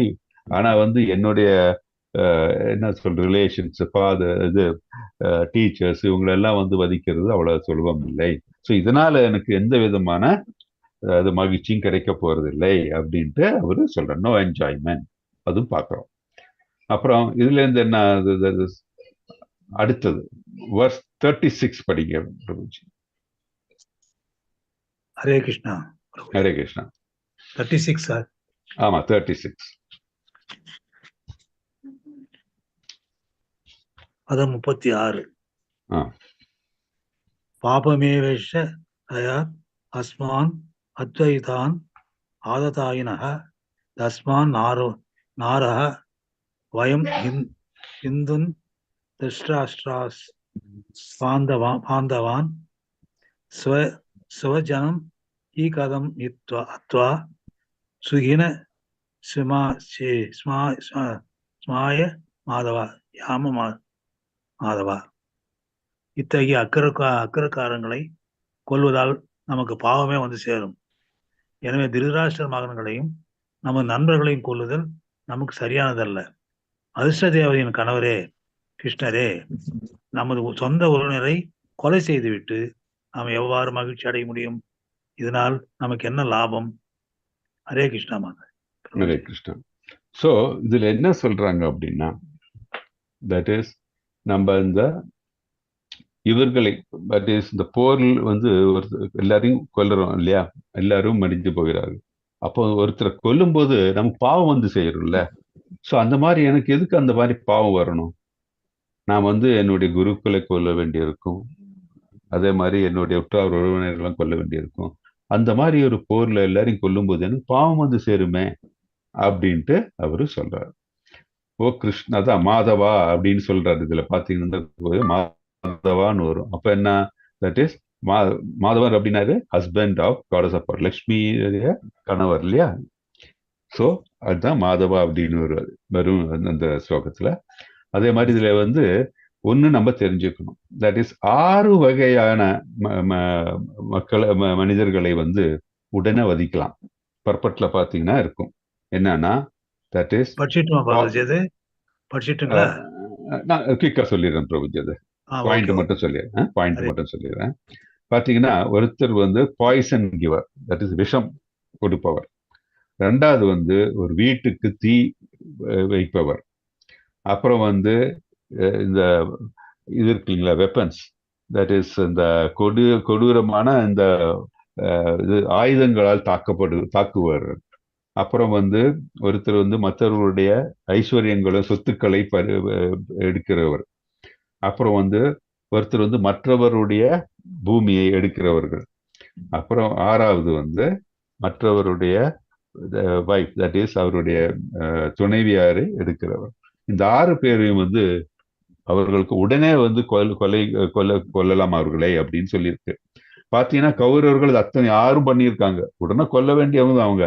ஸோ அவங்களை கொல்றதுனால எந்த விதமான ஒரு இதுவும் வராது, சின்ஃபுல் ரியாக்ஷனும் வராது. ஒன்னு அது மட்டும் இல்லாம நமக்கு தெரியும், தட் இஸ் இவர்கள் வந்து இந்த அதர்மத்தில் வழியில் பக்கத்தில் அதர்மத்தின் பக்கத்தில் உள்ளதுனால அவர்களுக்கு வந்து டெஃபினட்டாக வந்து போரில் தோல்வி அடைய வேண்டிய நிலை உள்ளது. ஸோ கிருஷ்ணர் வந்து இவர்களை வந்து முன்னாடியே வந்து கொண்டு விட்டார், அவர்கள் எல்லாம் முன்னாடியே மடிந்து விட்டார்கள். ஸோ அர்ஜுனர் வந்து ஒரு நிமித்தம் மாத்திரம்தான், அவர் வந்து அதுக்கு ஒரு டூல் மட்டும்தான். அதுல இது நம்ம வந்து பகவத்கீதை இன்னும் படிக்கும்போது நம்ம வந்து இதெல்லாம் பார்க்க போறோம், இன்னும் நம்ம வந்து டீட்டெயிலா அதுல இருந்து தெரிஞ்சுக்க போறோம். ஸோ இப்போ இவர்கள் வந்து இந்த போரில் அர்ஜுனல் வந்து அவர்களை மதிக்க போறது வந்து இட் இஸ் ஒன்லி ஆஃப்டர் மாத்னு சொல்லும்போது தட் இஸ் முன்னாடியே நடந்தது, அவர்கள் மடிந்து விட்டார்கள். ஆனால் இங்கே வந்து யாதார்த்தியமாக நடக்க போற ஒரு சத்தியம் அது நம்ம புரிஞ்சுக்கணும் இதுல இருந்து. ஸோ அர்ஜுனருக்கு வந்து கிருஷ்ணர் அவருடைய இந்த உபதேசம் கொடுக்கும்போது நம்ம டீட்டெயிலா இதெல்லாம் இன்னும் பார்க்க போறோம்.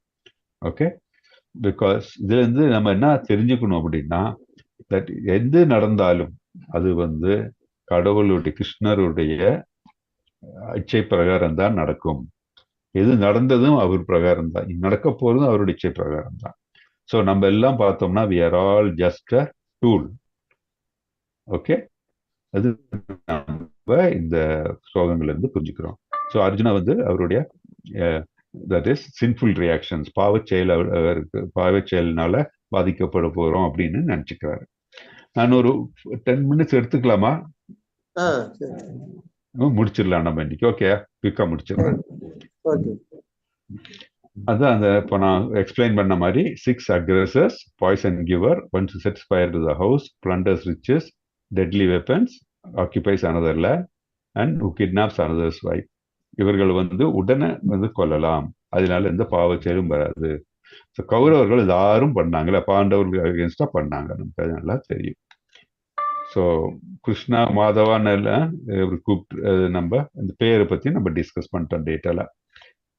ஸோ இந்த 37, 38 இதுல என்ன சொல்லியிருக்கு அப்படின்னா, தட் இஸ் 37, 38 அதோடைய இது மட்டும் படிங்க டிரான்ஸ்லேஷன்.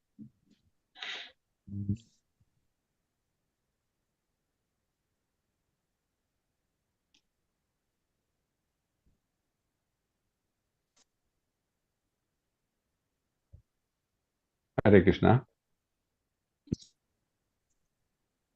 மாதாஜி நீங்க யாராச்சும் படிக்கிறீங்களா? டிரான்ஸ்லேஷன் மட்டும்.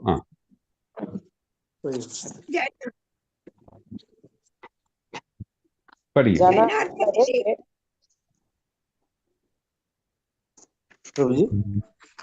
யாராச்சும் படிங்க மாதாஜி, இல்லாட்டி நீங்க யாரும் படிச்சாலும் சரி படிங்க. யாரு படிங்க. 37.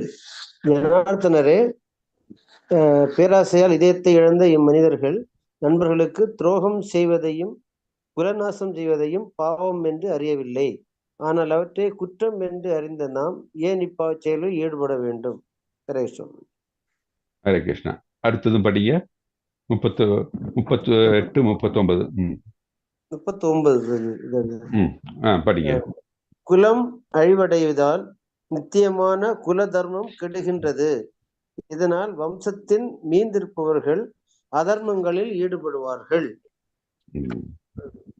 ஓகே, ஸோ இது நம்ம என்ன பார்த்தோம் அப்படின்னா 37, 38, 39 சொல்லியிருக்கு அப்படின்னா, தட் இஸ் இந்த போர் படியும் போது நம்ம பார்த்தோம் இல்லையா, தட் இஸ் ஒரு ஃபேமிலியிலையும் அதோடைய அந்த ஹெட் ஆஃப் த ஃபேமிலி வந்து மாய்ந்து போகும்போது என்ன நடக்குது, அந்த குடும்ப தலைவன் மாண்டு போகும்போது அந்த குடும்பத்தில் வந்து செய்யக்கூடிய தர்மங்கள் எல்லாம் வந்து அழிந்துவிடும். இல்லை வந்து அது செய்யறதுக்கு யாரும் இருக்க மாட்டார்கள். அந்த தர்மம் அவர் செய்யக்கூடிய அந்த தர்மம் செய்யறதுக்கு ஆளுக்குள்ள அவருடைய கடமைகள், தர்மம்னு நான் சொல்லும்போது கடமைகள், அதுக்கு அந்த குடும்ப தலைவன் செய்யக்கூடிய கடமைகள் செய்யாத பொழுது என்ன ஆகும் வந்து அந்த இடத்துல என்ன ஆகும்?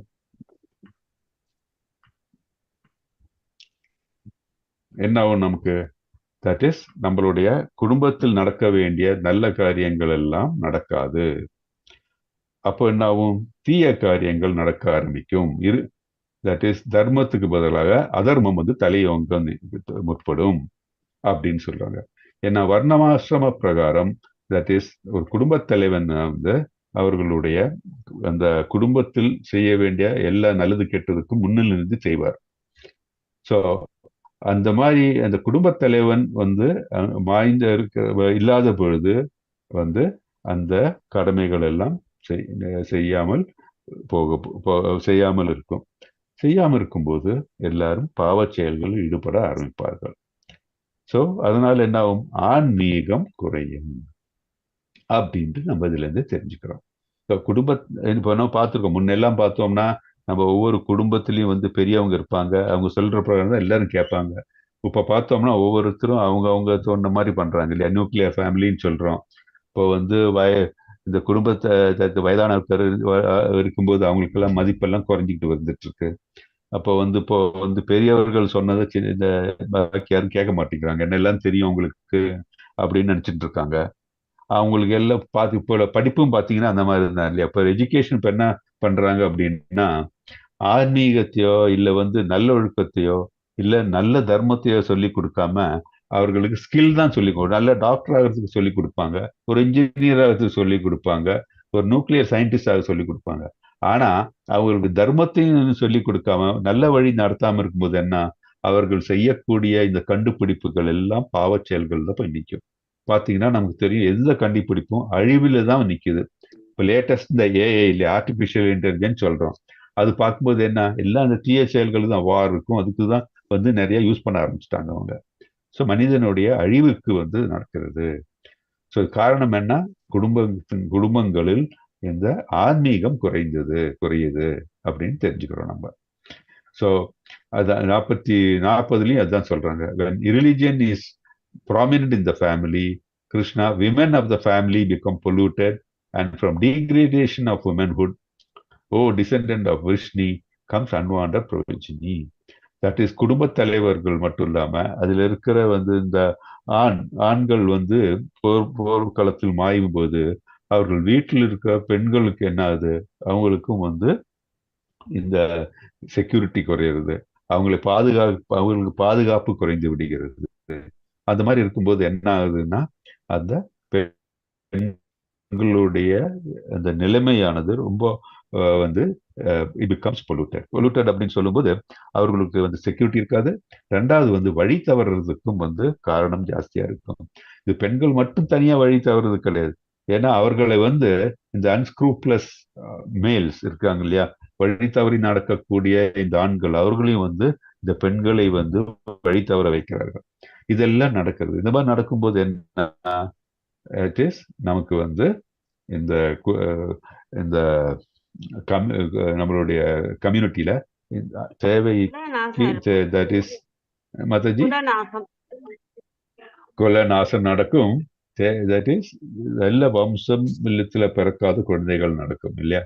அந்த மாதிரி ஆகும். இப்போ நம்ம அது பார்த்தீங்கன்னா ரொம்ப நல்லா நம்மளுடைய இதுல பார்க்குறோம், நம்மளுடைய நம்ம சிச்சுவேஷன்லாம். தட் இஸ் பெண்கள் வந்து முன்னெல்லாம் பார்த்தீங்கன்னா கணவனை தவிர வேற எந்த விதமான அவர்களுக்கு அந்த உறவு அதுவும் கிடையாது. இப்போ நம்ம இதெல்லாம் பேப்பர்ல பார்த்தாலும் சரி, நியூஸ்ல பார்த்தாலும் சரி, நிறைய இதெல்லாம் கேட்குறோம். இப்போ அது மட்டும் இல்லாம வந்து புது புது ஸ்டைல் ஆஃப் ரிலேஷன்ஷிப்ஸ் இருக்கு இல்லையா? மேரேஜ் மட்டும் இல்லை, அதே மாதிரி லிவிங் இன் அப்படின்றாங்க, இதுன்னு சொன்ன கேஷுவல் ஃப்ரெண்ட்ஷிப்ன்றாங்க. ஸோ அதுல வரக்கூடிய குழந்தைகள் பார்த்தீங்கன்னா அவங்களுக்கு அப்பாவும் வந்து அம்மாவும் வந்து வேற வேற, அது நிறைய பிரச்சனைகள் இருக்கு குழந்தைங்களோட சைக்காலஜி. அவர்கள் அந்த குழந்தைகள் வளரும் பொழுது அவர்களும் சமுதாயத்துக்கு நல்ல சிட்டிசன்ஸா இருக்க மாட்டாங்க. அவர்களும் வந்து வழி தவறி நடக்கக்கூடியவர்கள். நம்முடைய சமூகத்துல இன்னைக்கு இருக்கிற பிரச்சனைகளுக்கு மெயின் காரணம் இந்த மாதிரி உள்ள காரணங்கள் தான். இரிலீஜன் வந்து ப்ராமினண்டா வருது. ஏன்னா குடும்பத்தில் இருக்கிற அந்த தலைவர்களுடைய அந்த இன்ஃப்ளூயன்ஸ் குறைந்து விட்டது, குலநாசம் நடந்து கொண்டிருக்கிறது. ஸோ அதனால தான் வந்து குலத்தை நல்ல ரீதியில் லீடர்ஷிப் கொடுத்து நடக்கக்கூடிய அந்த நிலைமை இல்லாம போயிருக்கிறது. ஸோ நம்ம இப்போ கலிகாலத்தில் நம்ம கிளியரா நம்மளுடைய இந்த சுச்சுவேஷன்ல இதெல்லாம் கிளியரா பாக்குறோம். நம்மளாம் ஸ்கூல்ல இருக்கும்போது இதெல்லாம் சொல்லும்போது எனக்கு அந்த டைம்ல ஒண்ணுமே நமக்கு புரியல. வாத்தியார் சொல்ல ஒரு கலிகாலத்தை டிஸ்கிரைப் பண்ணும்போது, இப்போ நம்ம வந்து வாழற டைம்ல இதெல்லாம் நம்ம இதெல்லாம் பார்த்துட்டு இருக்கோம். ஓகே, ஸோ அந்த 39 to 42ல இதுதான் சொல்றாங்க. That is the superiors are guilt, that is the குடும்பத் தலைவர்கள் வந்து மடிஞ்சிறார்கள். அதனால ஃபேமிலி வந்துட்டு அவங்களுடைய இந்த ட்ரெடிஷன்ஸ் எல்லாம் மறைந்து போகிறது. அதனால அதர்மம் தலையாங்கி நிற்கிறது. அதனால வந்து விமன் பிகம் பொல்யூட்டட். அப்புறம் அன்வான்ட் சில்ட்ரன் வராங்க. வர்ணசங்கரான்றாங்க, அதுதான் வர்ணசங்கரான்றது. அதனால சமுதாயத்தில் எல்லா விதமான தர்மங்கள் தர்மங்கள் நிலைக்காமல் அதர்மங்கள் ஓங்கி நிற்கிறது அப்படின்னு சொல்றாங்க. அதுதான் வந்து இந்த இதுலயும் நம்ம பார்க்கிறோம். இந்த வர்ணாசிரம தர்மம் வந்து குலைந்து விட்டால் என்ன நடக்கும் அப்படின்னா, that is members will become religious. That is இந்த யங் மெம்பர்ஸ் இல்லையா, தட் இஸ் மூத்தவர்கள் எல்லாம் போனா அந்த மற்ற தலைமுறை இளைய தலைமுறை வந்து வழி தவறுகிறார்கள். அதனால என்ன, ஆன்மீகத்தில் முன்னேற முடியறது இல்லை அவங்களுக்கு. ஸோ அதனால என்ன ஆகுது, பெண்கள் குழந்தைகளுக்கு தேவையான செக்யூரிட்டி கிடையாது. அதனால என்ன ஆகுது, பெண்களுடைய அந்த இந்த நம்ம இது சொல்லுவோம் இல்லையா, சாஸ்டிட்டின்னு சொல்லுவோம் இல்லையா, சாரித்திரம் வந்து பாதிக்கப்படுகிறது. ஏன்னா பெண்கள் பலவிதமாக நடக்க ஆரம்பிக்கிறார்கள். தட் இஸ் வீட்டுக்குள்ள நடக்க வேண்டியதெல்லாம் வெளியே நடக்குது, வெளியே நடக்கிறதெல்லாம் வீட்டுக்குள்ள நடக்குது இல்லையா.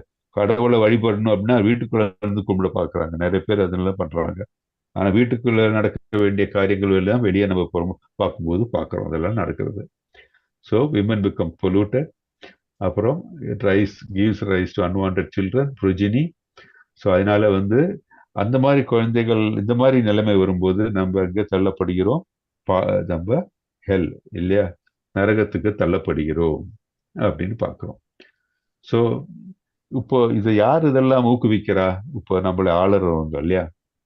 That is irresponsible leadership brings this. நம்ம நாட்டை ஆளுறவங்க மட்டும் இல்ல, வீட்டை ஆளுறவர்களும் எல்லாம் அந்த நிலைமையில தான் இருக்கிறார்கள். இது நம்ம பார்க்கிறோம். ஸோ அது மட்டும் இல்லாம இந்த 43ல என்ன நம்ம பார்க்கிறோம்னா, தட் இஸ் இந்த நல்வழி நடக்கவில்லை என்றால் நம்ம என்ன எங்க செல்வோம், நரகத்துக்குத்தான் செல்வோம் அப்படின்னு சொல்றாங்க. அப்புறம் 44 1.44ல என்ன பண்றாங்க, நம்ம இந்த மாதிரி அவர் சொல்றார், தட் இஸ் கிருஷ்ணர், நான் வந்து இந்த மாதிரி என்னுடைய இந்த மாதிரி எல்லாரையும் கொன்று விட்டால் எனக்கு வந்து பாவச் செயல்களாக அது முடியும். ஸோ நான் எப்படி வந்து என்னுடைய ஹரே கிருஷ்ணா பிரபுஜி, ஸோ பாவச் செயல்களை செய்ய எனக்கு முடியாது அப்படின்னு சொல்றாரு கிருஷ்ணா. ஸோ 45ல என்ன சொல்றாரு, இந்த மாதிரி இருக்கும் பொழுது ముందుకి ఇప్పుడు వ్యత్యాసం తెలుస్తుందా? అట్లయితే சாரி. ஸோ இதுல இருந்து என்ன 45ல இருந்து என்ன சொல்றாரு அர்ஜுனர் அப்படின்னா, நான் வந்து போர்க்களத்துல ஆயுதம் இல்லாமல் போர்க்களத்துல நான் வந்து மடியறது ஓகே, நான் மடிந்து போனாலும் பரவாயில்ல, ஆனா நான் வந்து போர்க்களத்துல வந்து I don't want to fight அப்படின்ட்டு அவர் சொல்றாரு. என்னை வந்து திருதராஷ்டிரருடைய மகன்கள், கௌரவர்கள் என்ன கொண்டாலும் சரி, ஆனா வந்து நான் வந்து இந்த போரில் ஈடுபடுறதுக்கு எனக்கு மனதில் விருப்பம் இல்லை அப்படின்னு சொல்லி மனது அப்படியே கலங்கி அவர் என்ன பண்றாரு, அந்த அவருடைய காண்டீபத்தை அப்படியே கீழே வைத்து அவருடைய அந்த ஆரோஸ் இல்லையா அது கீழே வச்சு அந்த சேரியட்ல இந்த ரதத்துல அப்படியே வந்து தலை குனிந்து அவர் அந்த துக்கத்தோடு கிருஷ்ணர் வந்து சரணடைகிறார். அவரு கிருஷ்ணர் முன்னாடி நிக்கிறார், அவரு சரணடைய அப்படி நிக்கிறார் அவரு. ஸோ அர்ஜுன் இந்த படம் பார்த்தீங்க இல்லையா, இந்த படம் தெரியுது இல்லையா, கிருஷ்ணர் அப்படியே பார்க்கிறாரு, அர்ஜுனர் அப்படியே வந்து கதி கலங்கி அவர் தளர்ந்து காண்டீபத்தை அந்த ஆரோஸ் இதெல்லாம் கீழே வச்சு அப்படியே இருக்கார் அவரு. அந்த நிலையில நம்ம ஃபர்ஸ்ட் கேண்டோ முடியுது. ஸோ இதுல என்ன நம்ம பார்த்தோம், அந்த அர்ஜுனர் வந்து எதனால வந்து சண்டை போட விரும்பவில்லைன்னு பார்த்தோம் நம்ம. கம்பேஷன், அப்புறம் என்ஜாய்மெண்ட், இதுல வந்து இது மகிழ்ச்சி இல்லைன்றாரு. அப்புறம் ஃபேமிலி ட்ரெடிஷன்ஸ் நம்ம பார்த்தோம், குல இது அழிந்து போகிறது. அப்புறம் வந்து சின், பாவச்செயலா இருக்கு. அப்புறம் வந்து அடுத்த சாப்டர்ல பார்க்க போறோம் இன்டிசிஷன் அப்படின்ட்டு. அது செய்யணுமா வேணாமான்னு மனக்கலக்கம் இருக்கு, அது நம்ம அடுத்த சாப்டர்ல பார்க்க போறோம். ஸோ இந்த நிலையில வந்து நம்ம வந்து பார்த்தோம்னா நம்மள ஒவ்வொருத்தருடைய வாழ்க்கையிலும் இந்த 6 இதுவும் பார்க்கிறோம் இல்லையா. நமக்கு வந்து சில டைம்ல மற்றவங்க மேல ஒரு தயை தோன்றி நம்ம சில காரியங்கள் செய்யாம இருக்கலாம். நம்ம வந்து அந்த நம்ம செய்ய வேண்டிய காரியங்கள் செய்யாமல் இருக்கும்போது நம்ம செய்ய வேண்டியதை செய்யாம இருந்தா நமக்கு செய்ய வேண்டியதுனால நமக்கு எந்த விதமான மகிழ்ச்சியும் இல்லைன்னு சொல்லி செய்யாம இருக்கலாம். அதே மாதிரி நம்ம பாவ செயல்களை சொல்லி பண்ணாம இருக்கலாம் இல்லையா. அதே மாதிரி வந்து குல தட் இஸ் நம்மளுடைய தாய் முன்னோர்கள்ல வந்து தட் இஸ் எல்டர்ஸ் செய்யக்கூடிய செயல்கள் எல்லாம் நம்ம செய்யாம இருக்கலாம். நிறைய வீட்டுல பாத்தீங்கன்னா இது கூட பண்ணாம இருக்காங்க, பித்திருக்களுக்கு கொடுக்க வேண்டிய அந்த பூஜைகள் கூட பண்ணாம இருக்காங்க. ஸோ அந்த மாதிரி நிலையெல்லாம் நிறைய ஃபேமிலிஸ்ல நடக்குது. பெரியவங்களை வந்து பார்க்காம இருக்காங்க, இல்ல அவங்கள வந்து கேர் பண்ணாம இருக்காங்க, இதெல்லாம் நடக்குது. அந்த மாதிரி அப்புறம் அதே மாதிரி இன்டிசிஷன் நம்ம அதை பார்க்க போறோம். அது செய்யணுமா வேணாமான்னு கலக்கத்திலே உட்காந்துட்டு இருக்கோம்.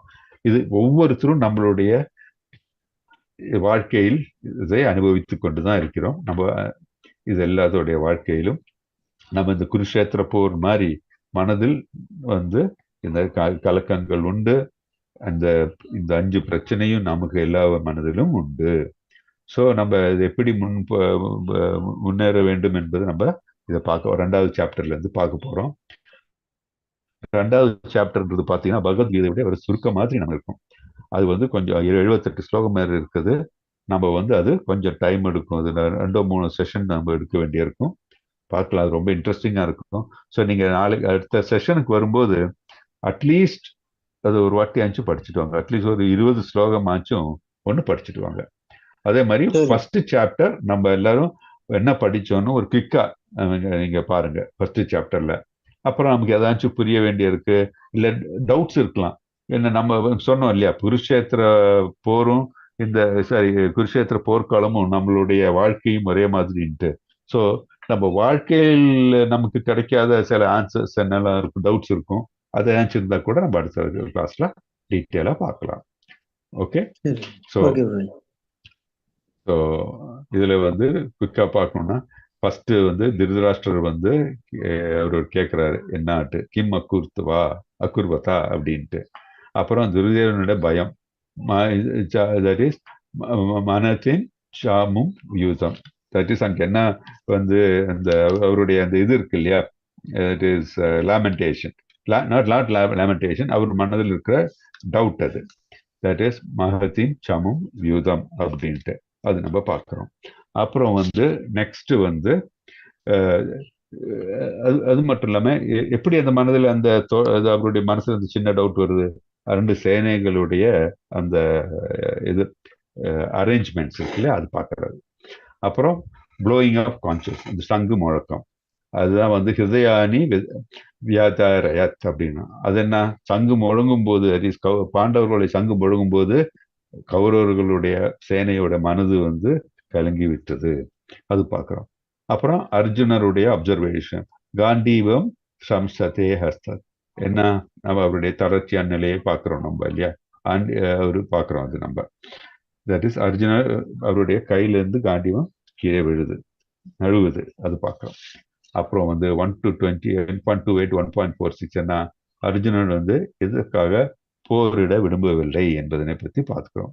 அதான் அப்பிரதிகாரம் அசஸ்திரம் அப்படின்ட்டு சொல்றோம் நம்ம. தட் இஸ் அவர் வந்து சொல்றாரு, கடைசியில் என்ன சொல்றாரு அவரு, இந்த மனது கலக்கமா இருக்கேன், அதனால பெட்டர் நான் வந்து போர்ல வந்து கௌரவர்கள் என்ன வந்து கொண்டுட்டும், நான் வந்து நிராயுத பாணியா இருக்கேன், என்ன போர் புரியறதுக்கு எனக்கு அந்த மனநிலையில நான் இல்லை அப்படின்ட்டு அவர் சொல்றாரு. ஸோ இதோட வந்து நம்ம இன்னைக்கு ஸ்டாப் பண்றோம். ஸோ நீங்க வந்து என்ன, நான் அடுத்த செஷன் வரும்போதும் இந்த அர்ஜுனருடைய இந்த நிலை வந்து சரியானதா, ஸோ எதனால ஒரு எதனால நம்ம பார்த்துட்டோம், அர்ஜுனர் வந்து இந்த நிலை சரியானதா இல்லையா, ஏன் வந்து அவர் மனதில் இந்த மாதிரி வந்து இருக்கிறது, என்ன பண்ண வேண்டும் அவரு அப்படின்ட்டு நீங்க திங்க் பண்ணிட்டு வாங்க. ஸோ நம்ம